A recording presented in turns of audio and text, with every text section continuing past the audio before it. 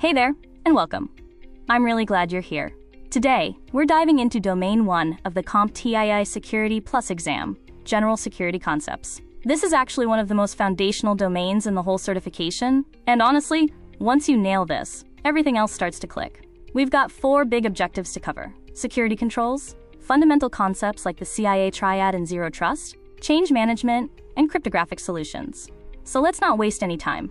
Let's get into it.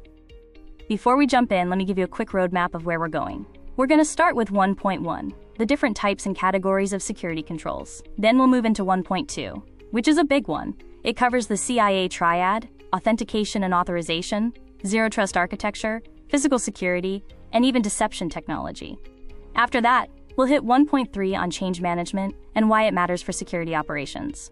And we'll wrap up with 1.4, all about cryptographic solutions, encryption, PKI, certificates, the whole picture. Sound good? Let's go.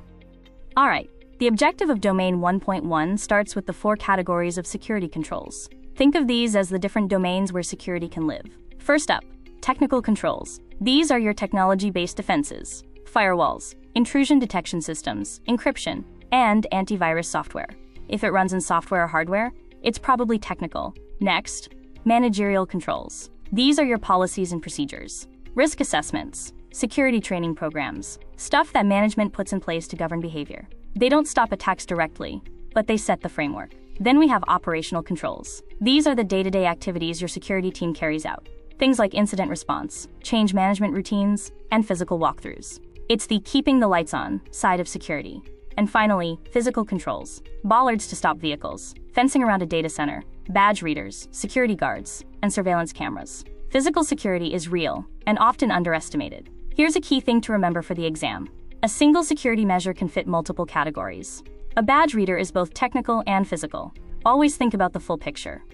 Now, within those categories, the exam also wants you to know the 6 types of controls. And honestly, these show up on the test a lot, so pay close attention. Number 1, preventative controls. These try to stop the bad thing from happening in the first place. Think firewall rules, door locks, and access control lists. Number 2, deterrent controls. These don't stop attacks, but they make attackers think twice. Warning signs, visible cameras, and a security guard standing at the entrance, all deterrents. Number 3, detective controls. These identify and record that something happened. Intrusion detection systems, log monitoring, security cameras reviewing footage after the fact. That's detective. Number 4, corrective controls. These kick in after an incident to fix things. Restoring from a backup, patching a vulnerability, rebuilding a compromised system. Number 5, compensating controls. These are alternatives used when the primary control isn't feasible. Maybe you can't encrypt a legacy system, so you isolate it on its own network segment instead. That's a compensating control. And number 6, directive controls. These direct people's behavior through documentation. Policies, procedures, standards. You must do this type of things. Quick tip. On the exam, you'll often get scenarios. Ask yourself, does this control try to prevent, detect, or recover? That'll point you to the right answer. Okay, moving into the objective of Domain 1.2, and we're starting with arguably the most important concept in all of cybersecurity, the CIA Triad. Not the intelligence agency. Confidentiality, integrity, and availability. Confidentiality means that data is only accessible to people who are authorized to see it. We enforce this through encryption, access controls, and data classification. If unauthorized eyes see your data, confidentiality is broken. Integrity means your data is accurate and hasn't been tampered with. We use hashing, digital signatures, and checksums to verify integrity. If someone modifies a file in transit and you don't know it, integrity is compromised. Availability means systems and data are accessible when you need them. Redundant servers, load balancers, backups, and failover systems, all designed to keep things available. A denial of service attack specifically targets availability. Now, right alongside the CIA, the exam also tests non-repudiation. This means a sender cannot deny having sent a message or performed an action. Think of it like a digital signature on a contract. Once you sign it, you can't say, "That wasn't me." We achieve non-repudiation through digital signatures, audit logs, and PKI certificates. These 4 concepts, CIA, and non-repudiation, form the bedrock of everything else we're going to talk about. Next up in the objective of Domain 1.2, the AAA Framework: Authentication, Authorization, and Accounting. These 3 work together as a complete access management model. Authentication answers the question, who are you? When you log in with a username and password, or use your fingerprint, or present a smart card, you're authenticating. The exam distinguishes between authenticating people through passwords, MFA, and biometrics, and authenticating systems through certificates and tokens. And remember, something you know, something you have, something you are. That's the foundation of multi-factor authentication. Authorization answers. What can you do? Once the system knows who you are, it checks your permissions. Authorization models include DAC, Discretionary Access Control, MAC, Mandatory Access Control, RBAC, Role-Based, and ABAC, Attribute-Based. And a core principle here is least privilege. Give users only what they need to do their job, nothing more. Accounting, sometimes called auditing, asks, what did you do? This covers audit logs, event tracking, and CEM systems that aggregate those logs. Accounting also supports non-repudiation by creating a trail of who did what and when. And just before we move on, there's one more concept on this slide worth mentioning: gap analysis. A gap analysis identifies the difference between where your security is today and where it needs to be. It informs your remediation roadmap. Simple concept, but you'll see it come up in scenario questions. All right, zero trust. This is a big one, and it's all over modern security discussions. The core principle, never trust, always verify. That's it. In a zero trust model, you don't assume that anything inside your network is safe. Every access request gets evaluated, every time. Zero trust is organized into two planes: the control plane and the data plane. The control plane is where the decisions get made. Let's walk through its components. Adaptive identity means we continuously evaluate who you are and the context around your access request, your location, device health, and behavior patterns. Threat scope reduction means we minimize the attack surface and limit the blast radius if something goes wrong. Policy-driven access control means access is determined dynamically by policy, not static rules. Within the control plane, you also have the policy administrator, which manages and communicates policies, and the policy engine, which is the brain that evaluates each access request against those policies and makes the grant or deny decision. Now the data plane is where enforcement actually happens. You have implicit trust zones, areas where traffic is conditionally trusted based on context. The subject or system is whoever or whatever is requesting access. And the policy enforcement point is the gatekeeper. It receives the decision from the policy engine and enforces it. Think of it this way: the policy engine makes the call, and the policy enforcement point carries it out. They work together every time someone tries to access a resource. Let's talk about the physical side of security, and something a little cleverer: deception technology.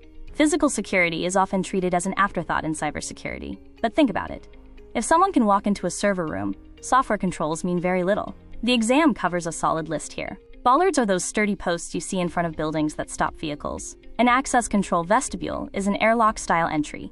You enter one door, it closes behind you, and only then does the next one open. Fencing creates a perimeter barrier. Video surveillance, your CCTV systems, are detective controls. Security guards provide a human deterrent. Access badges control physical entry. Lighting deters threats and supports visibility. And sensors, infrared, pressure, microwave, and ultrasonic, detect motion and intrusion in various ways. Now, deception technology is really interesting. The idea is to plant fake assets in your environment to detect and study attackers. A honeypot is a decoy system designed to attract attackers. When someone pokes at it, you know something suspicious is going on. A honeynet is a whole network of honeypots, giving you broader threat intelligence. A honeyfile is a fake file that triggers an alert if accessed. And a honeytoken is a fake credential or piece of data, maybe a fake AWS access key that alerts you the moment it's used. The beauty of deception technology is that legitimate users never touch these assets, so any interaction is automatically suspicious. Okay, let's move to the objective of Domain 1.3, and this one is a bit different. It's about change management, and why how you make changes to your systems has a huge impact on security. On the business process side, every change should go through an approval process. Someone with authority needs to sign off. There needs to be clear ownership. Who is responsible for this change? Stakeholders need to be communicated with. An impact analysis should be done before the change. What could go wrong? Test results should be documented. A backup plan should exist. What do you do if the change breaks something? Changes should happen during a scheduled maintenance window to minimize disruption. And all of this should follow a standard operating procedure. Now, the technical implications. If you're making changes to what traffic is allowed, you're modifying allow lists or deny lists. Some activities may be restricted during certain periods. Changes may involve downtime, service restarts, or application restarts, all of which need to be planned for. Legacy applications can be a serious headache here, because they may have dependencies that break when something upstream changes. Documentation matters too. When you make changes, you should update any diagrams that reflect the architecture, and update relevant policies and procedures to reflect the new reality. And finally, version control. Whether it's code, configurations, or documentation, version control tracks what changed when and who changed it. It's essential for rollback capability and auditability. Bottom line, undisciplined changes are one of the leading causes of security incidents. Good change management is a security control in itself. We're into the objective of Domain 1.4 now, cryptographic solutions. This is a dense topic, but let's break it down into digestible pieces. Start with Public Key Infrastructure, PKI.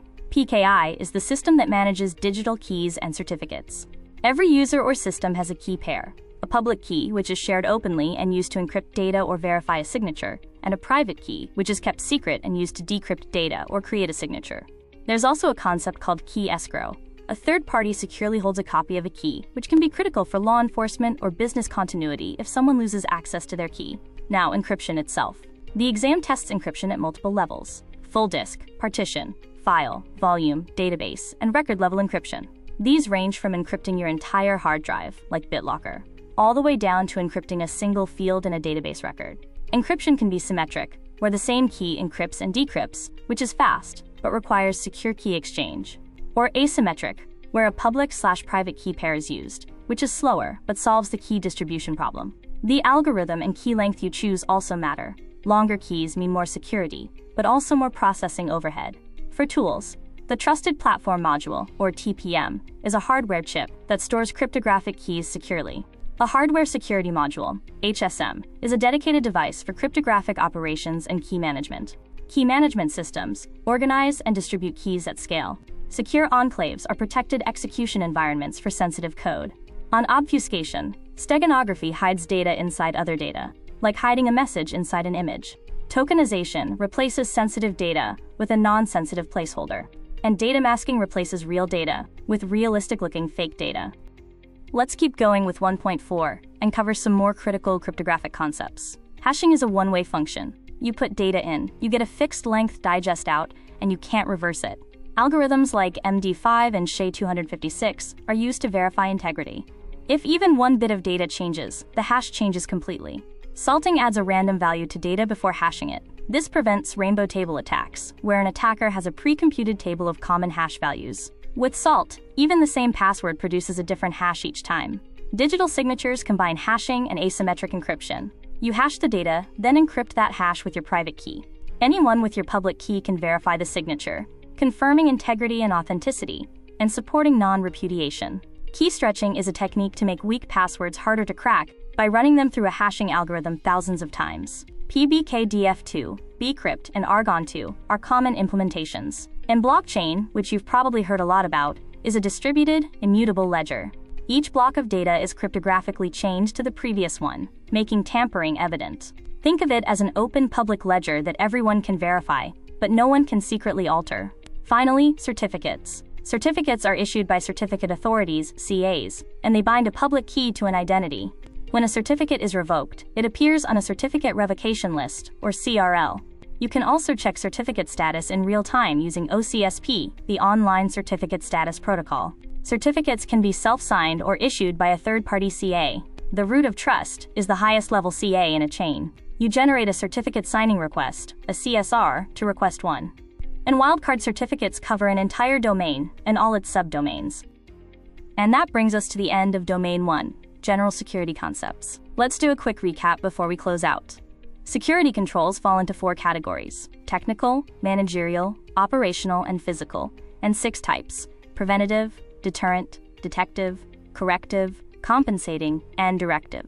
These layers together create defense in depth. The CIA Triad, confidentiality, integrity, and availability, along with authentication, authorization, and accounting, form the conceptual backbone of security.